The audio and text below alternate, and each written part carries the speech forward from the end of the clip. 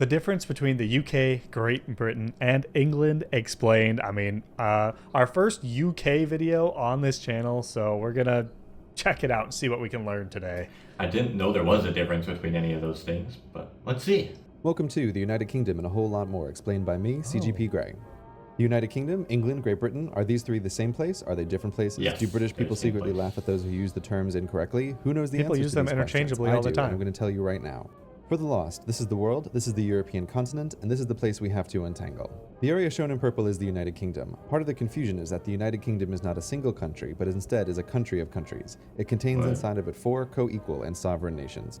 The first of these is England, shown here in red. England is often confused with the United Kingdom as a whole because it's the largest and most populous of the nations and contains the de facto capital city, London. Big. To the north is Scotland, shown in blue, and to the west is Wales, shown in white. And, often forgotten even by those who live in the United Kingdom, Scottish is Northern people come Ireland, from shown in Scotland. orange. Each country has a local term for the population. While you can call them all British, it's not recommended as the Dale? 4 countries generally don't like each other. The Northern Irish, Scottish, and Welsh regard the English as slave-driving colonial masters, no matter that all 3 have their own devolved parliaments and are allowed to vote on English laws, despite the reverse not being true, and the English generally regard the rest as rural yokels who spend too much time with their sheep. However, as the 4 constituent countries don't have their own passports, they are all British citizens, like it or not. They are British citizens of the United Kingdom, whose full name, by the way... That's just YouTube, though. You have to keep typing really fast, or else people will get bored and they'll click off your video. So Yes, we're let's back keep in watching the video right now. Kingdom of Great Britain and Northern Ireland. So where's Great Britain hiding? Right here. The area covered in black is Great Britain. Unlike England, Scotland, Wales, and Northern Ireland, Like Great the Britain is a one big geographical island. rather than a political term. It's Great Britain great. is the largest island among the British Isles. biggest Within the part? United Kingdom, the term Great Britain is often used to about the refer to Irish England, people? They're not Scotland, and great. Wales alone, with the intentional exclusion of Northern Ireland.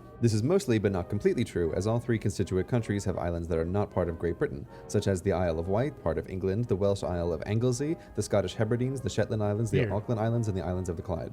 The second biggest island in the British Isles is Ireland. It's worth noting at this point that Ireland is not a country, like Great Britain is a geographical, not political term. The island of Ireland contains on it 2 countries, Northern Ireland, which we have already discussed, and the Republic of Ireland. When people say they are Irish, they are referring to the Republic of Ireland, which is a separate country from the United Kingdom. However, both the Republic of Ireland and the United Kingdom are members of the European Union, even though England in particular likes to pretend that it's an island in the mid-Atlantic rather than 50 kilometers off the coast of France. But that's a story for another time. To review, the 2 Like the largest US. islands in the British Isles are Ireland and Great Britain. Ireland has on it 2 countries, the Republic of Ireland and Northern Ireland, while Great Britain mostly contains 3, England, Scotland, and Wales. These last 3, when combined with Northern Ireland, form the United Kingdom. There are still many unanswered questions, such as why when you travel to Canada is there British royalty on the money? To answer this, we need to talk about empire. You can't have gone to school in the English-speaking world without having learned that the British Empire once spanned a fourth of the world's land and governed nearly a fourth of We the did world's learn people. about that. While it's easy to remember the original parts of the colonies. British Empire that broke away violently, we often forget how many nations gained independence through diplomacy, not bloodshed. Gandhi. These want-to-be nations struck a deal with the empire, where they continue to recognize the monarchy as the head of state in exchange for a local autonomous parliament.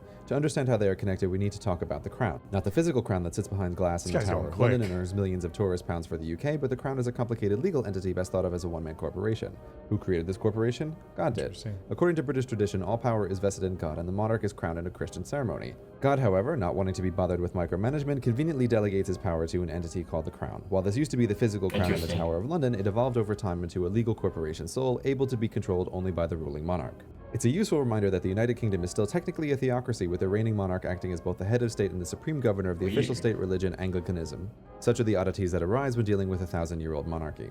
Back to Canada and the rest. The former colonies that gained their independence through diplomacy and continue to recognize the authority of the Crown are known as the Commonwealth realm. They are, in decreasing order of population, Canada, Australia, Papua New Guinea, New Zealand, Jamaica, the Solomon Islands, Belize, the Bahamas, Barbados, St. Lucia, St. He's Vincent going and so the fast, it Grenadines, sounds like a Grenada, Antigua and song. Barbuda, St. Kitts and Nevis, and What happened? Tuvalu. All are independent nations, but still recognize that's a the lot. monarchy as the head of state, even No though there's US, little real though. power within their We don't borders. recognize them. There are 3 further entities that belong to the Crown, and these are the Crown dependencies, the Isle of Man, Jersey, and Guernsey. Unlike the Commonwealth realm, they are not considered independent nations, but are granted local autonomy by the Crown and British citizenship by the United Kingdom, though the UK does reserve the right to overrule the laws of their local assemblies. Are we done now? Almost, but not quite. Nope, not There are yet. still a couple of loose threads, such as this place, the tiny city of Gibraltar on the southern coast of Spain, famous for its rock, Watch Point, Gibraltar. its monkeys, Yeah, I know That's all I'm and for gonna causing say. diplomatic tension between the United Kingdom and Spain. Or what about the Falkland Islands, which caused so much tension between the United Kingdom and Argentina that they went to war over them? These places belong in the last group of crown properties known as British Overseas Territories, but their former name, Crown Colonies, gives away their origin. They are the last vestiges of the British Empire. Unlike the Commonwealth realm, they have not become Interesting. independent nations and continue to rely on the United Kingdom for military and and sometimes economic assistance. Like the Crown dependencies, everyone born within their borders is a British citizen. The Crown colonies are, in decreasing order of population, Bermuda, the Cayman Islands, the Turks and Caicos Islands, Gibraltar, the British Virgin Islands, Akrotiri and Dikelia, Anguilla, St. Helena, the Ascension Islands, Tristan da Cunha, Literally Montserrat, all over, the British wow. Indian Ocean Territory, the South There's a Georgia and South lot. Sandwich Islands, the Falkland Islands, the British Antarctic Sandwich Territory, and the Islands. Pitcairn Islands.